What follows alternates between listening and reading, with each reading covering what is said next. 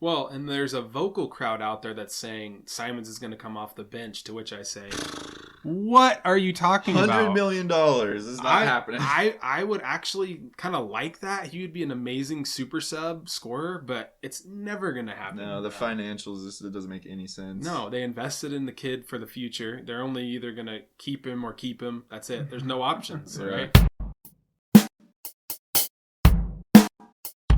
Anfernee Simons took the league by storm last year, averaging over 23 points a game with 4.5 threes on over 40% shooting out there after the new year. Anfernee signed a 4-year extension worth $100 million this offseason. The young man got paid. Is he ready to be the star 2 guard on the Blazers rotation this year? And how will he pair with a returning Damian Lillard? We will discuss that, but before we do, we'll mention the comment of the week comes from Willem Hoogdoen, when he said GP2 can play 1 to 4 and is one of the best and most athletic defenders in the league by Steve Kerr, so he can fill the gaps everywhere when needed. I would have to agree with that comment. GP2 is a great point of attack defender. We saw him locking down Tatum in the playoffs, and I'm excited to see what he brings. Comment below and you can be featured on our channel. Talking about Anfernee, I mean, I'm pretty excited to see him as our legitimate starting 2 guard on a good team that's actually trying to win basketball games. I think that's going to be a really fun thing to watch. Him and Lillard, I think, have a couple years together now where they have learned each other's tendencies, and I think that they're going to play really well.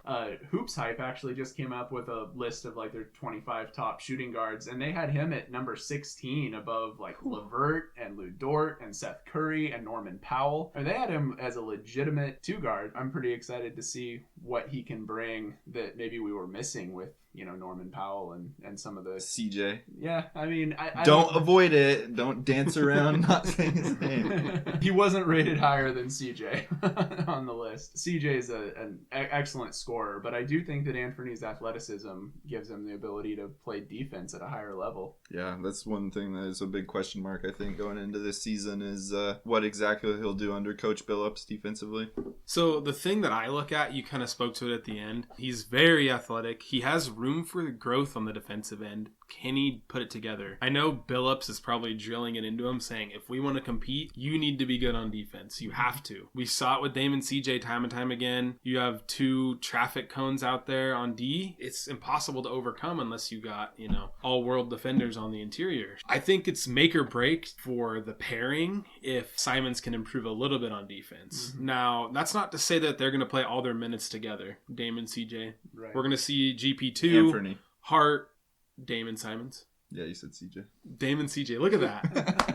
Back to the glory days, huh? So I think that the pairing of Dame and Simons won't be the only guard pairing we see out there on the floor. Hart will mix in with one of their spots. GP2 can mix in with one of their spots. I think it'll kind of be similar with Dame and CJ with, the first 6 minutes or so, maybe they'll play together, and then one will sub out, and one of those defensive-oriented players will come in. But we'll see what Simons can do. I think there's a reality where we look at that 16 ranking and say, wow, that's really low for how good Simons is. Mm-hmm. He has a lot of potential. Well, based on the kind of numbers that you mentioned at the beginning, that he was putting up after the new year, I mean, that's like putting him in contention for an all-star spot. The thing is he did it when Dame left. That's my biggest question with Simons, that he exploded when Dame was off the floor. They're kind of 2 players that it feels like they need the ball in their hands when they're the most effective, coming off screen and rolls, hitting threes and stuff. Similar to Dame and CJ. I'm interested to see how, if one of them can really develop into a spot-up shooter and also be able to play defense so that they're not a liability. I think Simons more than has that potential. You look at his numbers on catch and shoot threes, they're up there among the league's best. Hopefully they're coming together this offseason knowing that they're starting, and so they're going to say, hey, Dame can play off ball if he's a good shooter too. So it should be able to work. I think Dame will have the ball in his hands more than Simons will. So if Simons can be that catch and shoot guy off the ball a little bit more and then handle the ball when Dame's out, it's going to be a recipe for success because he's a lights out shooter. receiver. My hope is that Billups is smart enough and Dame is now mature enough and experienced enough that the idea of mixing it up and having Anfernee bring the ball up sometimes so he can move off the ball and get open, maybe that's really exciting to him now. Do the Curry roll. Exactly. Just run around for 20 seconds until you find a screen where you can get a breadth of Sadly, daylight. I think that's a talent that Curry has alone. Not alone, but he's such an, like, moving off the ball is a skill in its own. And while I think Dame is smart enough to do it, it's just obviously he's not Curry at it. Yeah, I know, but one of those two guys is probably going to have to do that. And I think it's going to have to really be Simons. be effective. You think so? Yeah. More than Dame can do it. I don't, he's a smart guy, but Simons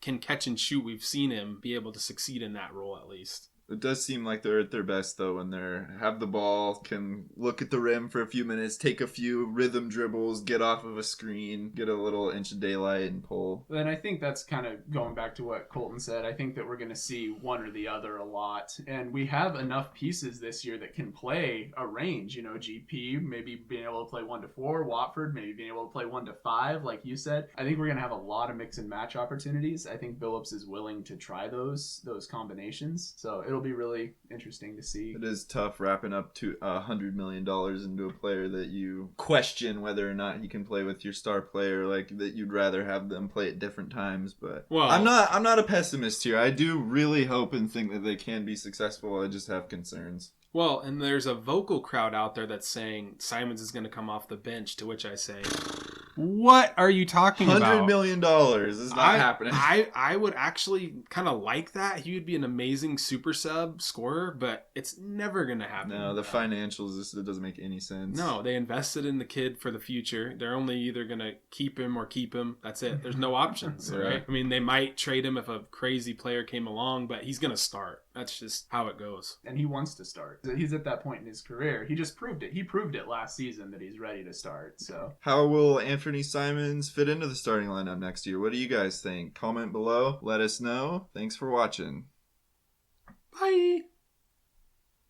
Like, comment, subscribe.